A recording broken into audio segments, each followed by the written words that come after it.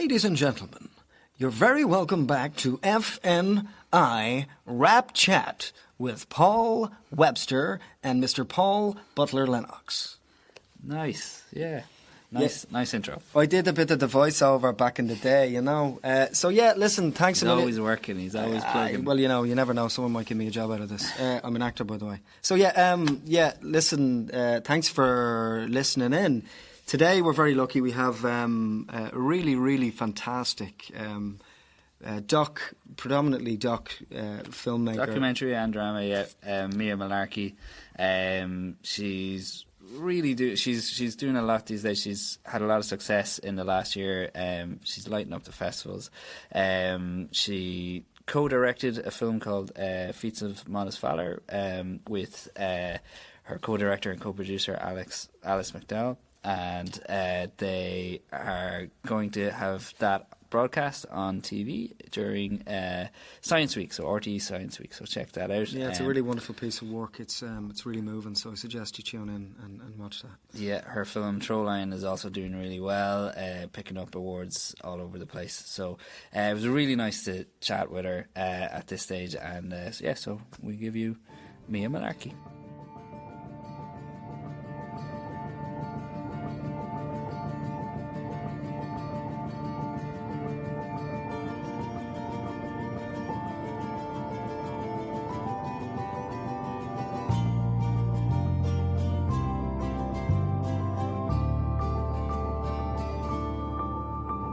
Okay, so I'd like to welcome Mia Mullarkey to our podcast.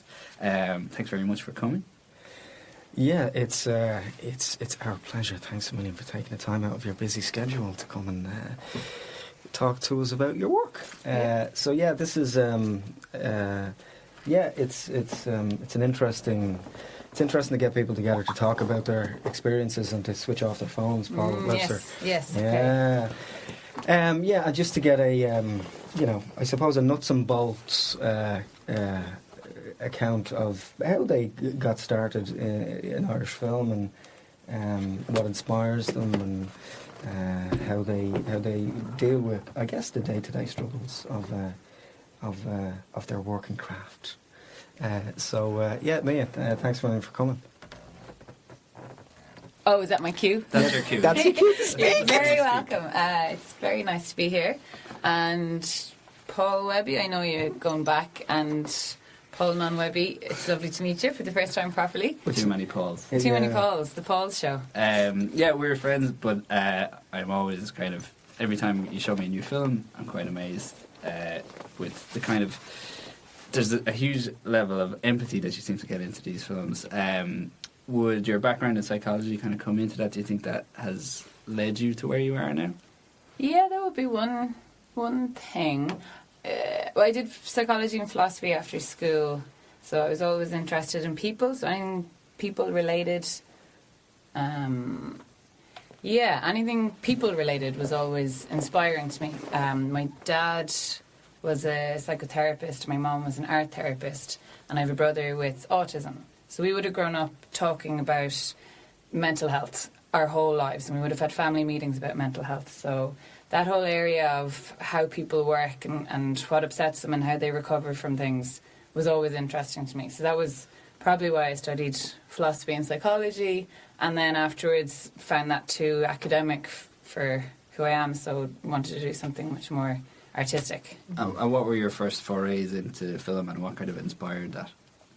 I used to do plays with my brothers and sisters, and I was the director, so there's 5 of us in the family, and I would just get them to do ridiculous stuff. I would write little musicals, and they would act them out, and we'd like a double staircase with a huge landing, so Mom and Dad and neighbours would come and watch and put out all the chairs and have little nibbles, and my brothers and sisters would sing songs and do dances that I'd come up with.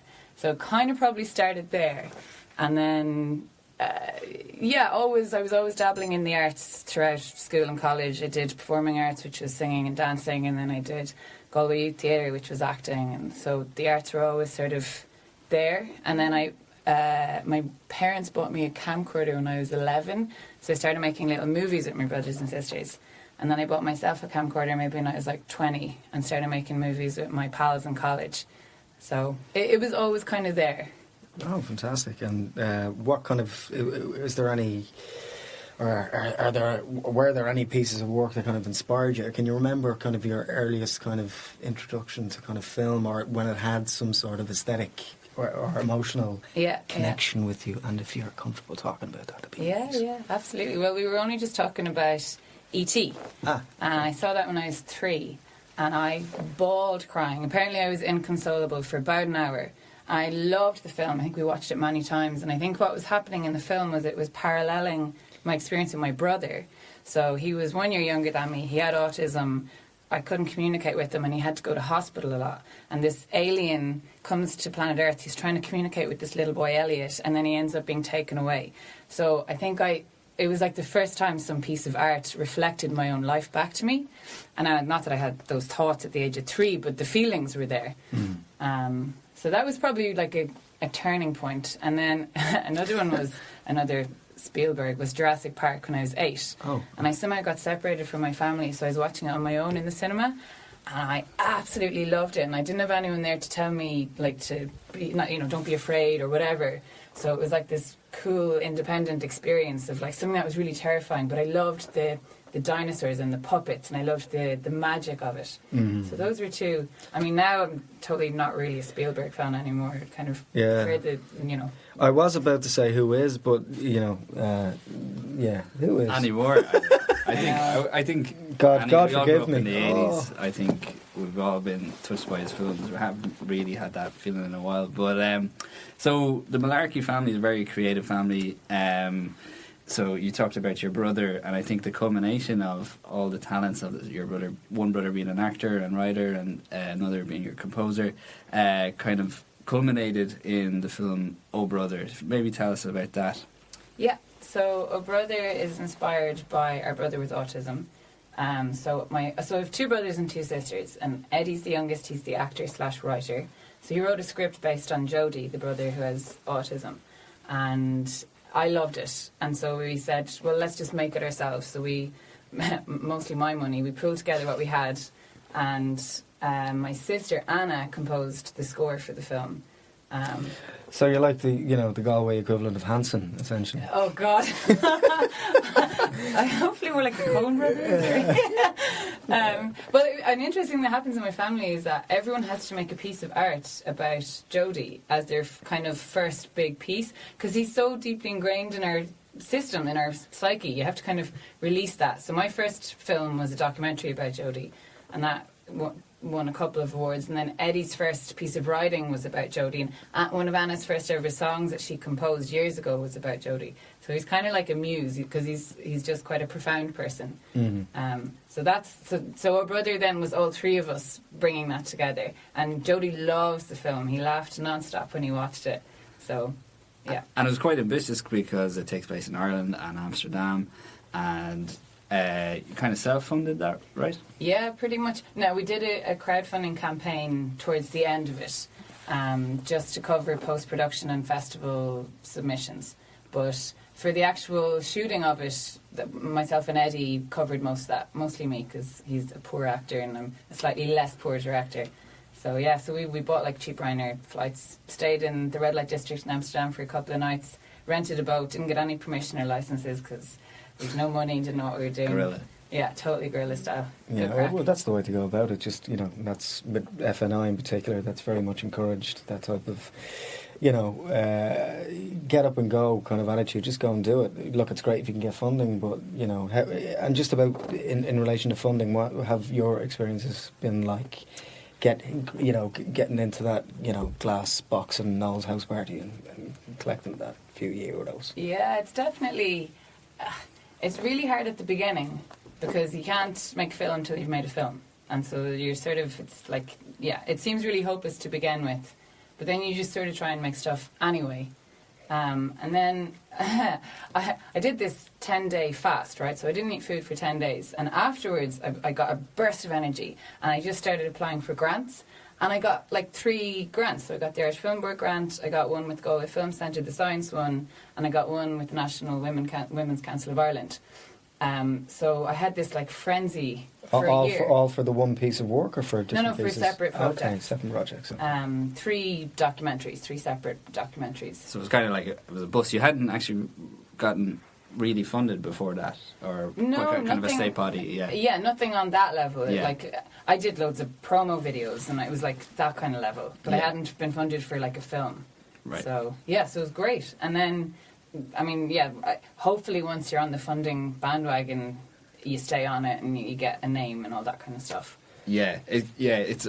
I remember a few years ago I got funded, and then I got shortlisted for a film board thing around the same time. I think we were both shortlisted at that time, and I was about 24, 25 at the time. I was like, I've made it. And then I didn't get the film board one in the end, and it was like, another good few years before I got the funded thing. So it is a bit of a hard L slog, and you're never at this stage at the level we're at. You're kind of keeping on going, and how do you kind of balance that, and how do you kind of armor yourself to that kind of thing? I have a good boyfriend who puts up with all the crap. I think I always remind myself of the bigger picture and where I'm trying to go. So the small setbacks, I just sort of... my brother was a rower for Ireland, so he's a really top athlete, and, he would win and he would lose competitions, but it was always like, you have targets, you're kind of scientific, you eat accordingly, you sleep accordingly. So he had this really like rigorous approach. And I remember maybe like 3 years ago, a light bulb came on and I was like, oh yeah, step by step. And it was amazing. So it's was that the science bit? That was, did you literally have a scientific moment where you're like, a eureka? Pretty much. I mean, it just, because if you're going to do it for the rest of your life, you have to manage your own emotions with the ups and the downs. So I don't take wins too excitedly, and I don't take rejections with too much pain, because I'm sort of always trying to be a little bit scientific and be like, okay, step by step, bigger picture, what's the next target, da-da-da.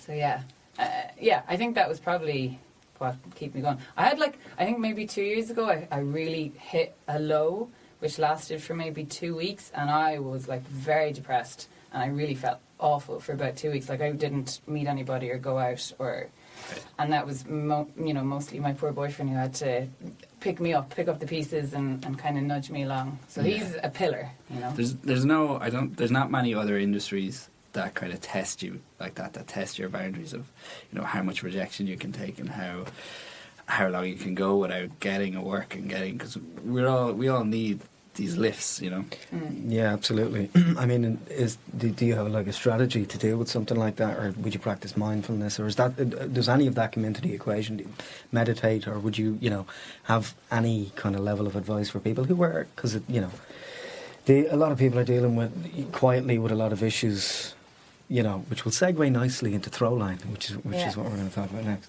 But how do you respond to that, consciously or unconsciously, or? Yeah, I think I saw an interview with Tarkovsky a few years ago, and he was kind of saying, he says it in his book as well, Sculpting in Time, the most important thing is expression, is your own expression. So if I keep going back to my own voice or expression, then the external stuff doesn't hold as much weight anymore. So I don't need as many external reinforcements of fundings or awards, or even just like a nice email to say I loved your piece, whatever. It's still totally important, and I wouldn't get by without those things. But if I try and keep returning back to myself and my own expression and what I'm making, and that it has to come out, there's more momentum in that than in the external reinforcements. Very good, yeah. And you're very good at, you keep going for the funding things, but you always have that thing that you're working on. So, for example, Throwline, the documentary about the taxi watch. So tell us about that was a passion project for you as well. So if you could just tell us about how you found out about the story and how you got into it. Yeah, basically, I think I often get drawn to stories where somebody has been immensely kind or altruistic in some way. So Throwline is a taxi driver who suffered depression for nearly a year, like extreme depression, contemplated suicide, came through it all, and started being aware of other people who were suffering, and he set up Taxi Watch, where they rescue people who are 5 o'clock in the morning on a Saturday night, very drunk, standing alone on a bridge and very likely to jump. So they've rescued over 200 people in those kind of situations since they set up in 2014. Amazing work, and they've spread to several cities throughout the west of Ireland. So they're training all these taxi drivers in suicide awareness, and they're sort of like the frontier of where people are totally forlorn and they're just at that point where they're going to jump. So when I read about him in the paper, I was like, oh, I love this guy. How amazing. He's like a guardian of the night. And there's loads of amazing suicide NGOs and everything, but you have to kind of go through a process, and it's sort of a 9 to 5. There's not necessarily nighttime stuff or weekend stuff. And it's just the fact that they're on the ground dealing with those people at that moment, at that like crucial point. So I just called Derek, and he's totally a cool dude, and went down to Kilkenny and hung out with them, and then put together a crew, and that was a self-financed project. I kind of looked around for what were the up-and-coming funds, and they were either too far away or they didn't quite fit what I was doing, so I just went ahead and did it. And the way I made it work was that whatever promo jobs I did, I just kept that money and put it into Throwline, which is kind of how I made Oh Brother as well. That's great. Yeah, tell us a little bit, just jumping back a bit. You've done kind of work for Gennaro and Zupa, and that you were able to get kind of nice little prize funds that you could put back in. Those are great for up and coming directors. If you're like starting out directing, or whatever, any sort of area of filmmaking, those contests are absolutely great, because if you've got a few pals and you can make something for nothing, then you have a reason to make it. You've got like a trajectory. And you can, like, I've won thousands off those things. So yeah, they're really prevalent. There's a number of them. There's like Talent House, and not just in terms of directing specifically. I mean, if you want to be a graphic artist or production designer, concept design, there's ways to get out there and be seen. Yeah. And it's very important to put yourself forward for these things. And if you don't win, it's not even about winning. It's about having a finished piece of work. Absolutely. And also, it's a chance to experiment. It's a chance to be like, oh, I really wanted to do something backwards, so I just filmed this thing in reverse and they loved it. Or, like, I did a video, my cat just had a load of kittens, and we did a video where the kittens were the characters in the story. Yeah. And it won, and the company loved it. And, I ended up doing something for IBM, something for Microsoft, something for Nokia. And it's all, like, you just make these... Like, now they're very little silly DIY videos looking back, but at the time that's all they wanted, and it was an excellent way to test ideas. Yeah, I mean, if it's good enough for Ben Wheatley, to do small videos on YouTube or pre-YouTube and get himself out there, it's good enough for anyone else. Yeah, I know, it's totally cool. And then just say, coming back to Throwline, say, what was your kind of stylistic intention going in there? You shot it all at night. Was that kind of challenging? I think, the biggest challenge early on was that Derek, the guy who set up Taxi Watch, didn't want me to film a rescue or an intervention, because he didn't want to compromise Taxi Watch by making people feel that their anonymity was at risk. So we had that discussion several times, because, obviously as a storyteller it would be a pinnacle scene. So I really wanted it, but I couldn't go against his wishes. He wanted to protect the people that they were helping. Mm-hmm. So it was a way, the challenge then was to come up with a way to keep it visually interesting and evocative, and still give that sense of drama of those moments, and then bring you into the world of the drivers. So it's shot incredibly well. I mean, it's obviously very difficult to shoot in low light at night like that. That's good old Jess Foley. Plugging you there, Jess. Jess Foley. Yeah, it's good GP. Yeah, trying to give him a bit of a plug there. Well, actually, we had a cool guy, Ronan Kearns, who is a stunt driver, but he also makes like race cars. So he built a roof rack for us, like a roof mount with a hydraulic pump, so counteracts all the bumps in the road. And then we attached the Ronin, which is like a gimbal motorized Steadicam. And then we had, I think, like the Sony F5 or one of those Sonys that's like beautiful in low light. Yeah. So I would drive around and Jas would do the remote control from the passenger seat. And that's how we got a lot of those really nice nighttime shots. And it puts you into the perspective of the driver, of the taxi driver. And because it was a big yoke on top of the roof and everyone was drunk, people were reaching out and thought we were a cab. So we've all these really good shots of people hailing us. And then we just cut to one of the drivers and it looks like they're hailing the drivers. Yeah. So that was kind of, some cool people helping out by coming up with some cool ways to film it. So that's how you achieved that particular look.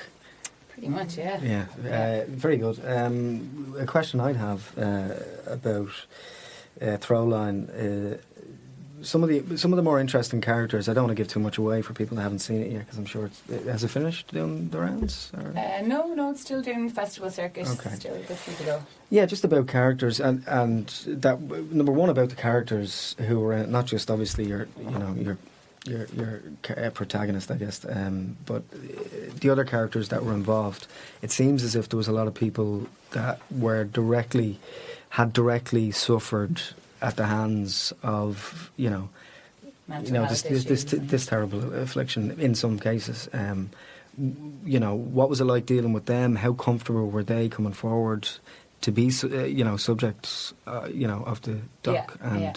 Well, like we were saying, we were chatting about it earlier, and the drivers most inclined to help or to join Taxi Watch are those who've directly experienced someone in the family committing suicide or taking their lives, or just having severe mental health problems. So if you know that stuff firsthand, you're very emotionally engaged with other people who are struggling, and you're a bit better equipped to lift them out of it to an extent. You're not as afraid to be completely honest with them.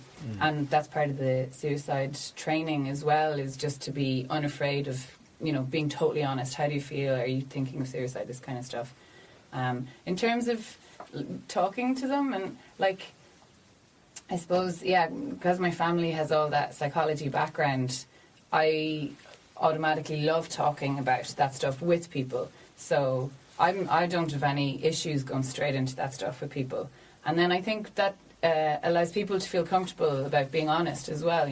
It's a sort of a societal thing where it's taboo to talk about your mental health. In loads of countries, it's just we haven't fully gotten over that fear. So it's very disarming, or it puts you at ease when someone's just really honest.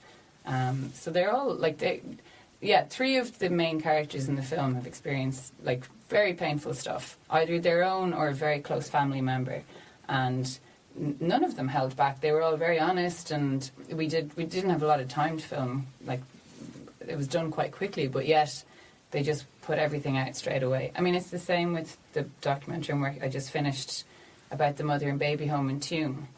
We talked to a lot of survivors.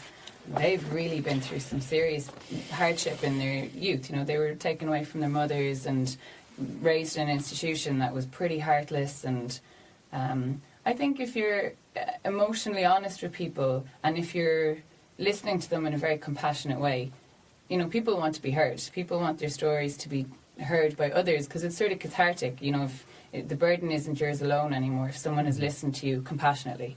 So I think that would be how I would approach interviews. So with you got Film Board funding for that, for the short documentary scheme. What was because it's such a huge story, what was your kind of pitch for that, how you were going to tackle that, and how you were going to tell this kind of really harrowing story in Tuam? Yeah, I think we were offering a perspective that hasn't been taken yet in Irish media, certainly, but in international media, which is the story of the children and the voices of the children. So there's been plenty of stuff done about the Magdalene laundries and the women, but the whole story of the children has only come to light since 2014, when it broke internationally, and there hasn't really been sort of artistic work made about it in terms of film specifically. So I think when I said, look, I'm going to very much explore their perspectives, their memories, their trauma, and how that trauma remains decades afterwards, and that we sort of need a national catharsis for something that profound and that massive that happened for so long. So I kind of pitched it like that. I said we weren't going to do anything journalistic or kind of scandal-based or investigative. We were going to do something very emotional and sort of experiential.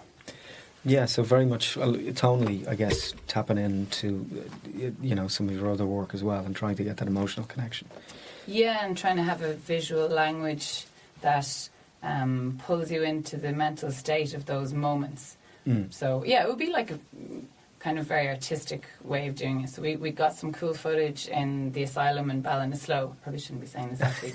We'll take it We out. tried to get licenses for various buildings, but it was really hard. So we just went ahead anyway and got some beautiful footage. So that, because the architecture is very much the same as the mother and baby home in Tuam, the imagery brings you into those places. And we did some voiceover stuff, just like really reverby, again, just to kind of build the atmosphere of that time and what it was like for those children. So yeah, it's kind of an artistic insight into. So you'd encourage people to break into mental asylums and just my God, get some break atmos. into Ballinasloe. It's so beautiful. It's huge, and it's I don't know. It's such a shame that it's not being rescued or salvaged in some way. Yeah, Camelot. Camelot will come to the rescue and I put wish. I 15 know. starving actors in there. So were there kind of challenges with the, say, telling that story that you hadn't foreseen, or how did the actual filming go for you? There was lots of challenges. Like, one thing that I think I would do slightly differently was better prepare the crew for how dark the interviews were going to be. And I didn't, myself and my producer sort of drove around, met various people and selected the ones that would be best in the film. And, they're survivors, so they're telling you some really difficult things. And I think I would have, I think now in hindsight, I would prepare the crew better. I would sort of get them into those meetings maybe, or just like tell them, look, this is how the interview's going to unfold. I think it would just, not be too heavy for them afterwards, that they have to try and process all of that and still get all their gear into place and get the best they can get out of it. So that would be one thing I would do differently. I suppose, we're trying to get a lot into a short time frame, so that's a massive challenge. So we should try and, be as honest and compassionate to our characters as possible, but still get in a huge national trauma. So yeah, I think it probably was a bit ambitious doing a short about such a big story. But I think we did it. We got it. Like, there's Swimboard are happy. It's almost completely done. Yeah. So I think we pulled it off for the most part. You've seen it. I've seen. I was very deeply affected by it. I think everyone will be who sees it. It kind of comes back to a joke that we always talk about with you, that all your films tackle these very heavy subjects, and yet you're a very upbeat, kind of happy person. Which kind of brings us to another one of your projects that's doing very well, the Feats of Modest Valour. So maybe you could tell us about that. Yeah, that's about 3 people with Parkinson's disease, and we sort of go into their realities and how they cope and what the experience of it is like, and the humanity. There's plenty of warmth and humour. And then parallel to that, there's a research team, mostly based in Galway, that are developing a cure for the disease. But the cure is a long way off before it's ready for human trials, so it was a matter of showing the potential of the cure alongside the lives of these people and how it would completely change who they are. Yeah, that's what I'd say. Just from when I watched it, I was very deeply moved. Not personally, I didn't have anybody in my life who had Parkinson's thus far, and touch wood, hopefully not in the future. But what I'd like to ask you about it is how important. It seems like what Paul said in terms of, you seem to be very jovial and upbeat, and you were singing coming in here slightly. We need to. How important is it for you as a filmmaker to highlight socially important subject matters? Is it a conscious thing, or does something just grab you in particular like this, and you're like, I have to do this, it won't let me go, I'm caught in a bear trap, and until I shake this off? It sort of grabs me, and I do want to make happy things. Would you not just do a musical? I know, and I probably should, because that's what I started doing with my brothers and sisters. But for some reason, I always love when someone does something really, really kind. That's like far above and beyond the usual kindness of a person. So someone inventing a cure for Parkinson's, someone rescuing people from suicide, the historian who uncovered the fact that all these babies were buried in that home. They're all doing these immense heroic deeds. And I get really moved by that. So if you're going to commit to something for a number of months or a year or something, you want to always be that emotional about it. Yeah, and on the surface, the films, they sound like, so Parkinson's, suicide. mother and baby. The hat trick. Yeah, triple whammy. But when you actually watch the films, especially say Feats of Modest Valor, you don't come away sad or kind of feeling depressed about it, or especially Throwline, you come away with a lot of hope. So it's a real credit to the way you tell the stories. So yeah, I think we're doing you a bit of a disservice there by saying, you know, you do all these heavy subjects. Is there an area that you want to explore now going forward? I've written 2 short scripts, but they're very underdeveloped. Need a lot of work. It's just kind of starting to write now. They have, one of them's really kind of upbeat and mad. It kind of taps into, I used to be a dancer in Galway for years in a nightclub called Outrageous. It was a lot of crack. It was in the Black Box. Oh yeah. Do you know Outrageous? Did you ever go? I remember Outrageous. I was at some big gigs in the Black Box. So many euphemisms there. I have to reel myself in. It was a really cool. I started when I was maybe 17, and it eventually got shut down when I was maybe 22 or 21, something like that. Anyway, Right. Okay. but it was like you'd get 100 quid and you'd dance for 2 hours on the stage, and there'd be maybe 2,000 or 3,000 people, and it was mental. Now, like hardcore dance music, probably loads of yokes and coke, all that kind of shenanigans. But Yeah. it's left a mark in my mind. Like, it's a scene that I was in for years. So I kind of want to. So one of the scripts has lots of that world and lots of the more artistic side of me. Isn't there? I think there's a feature doc now about underground club culture in Dublin.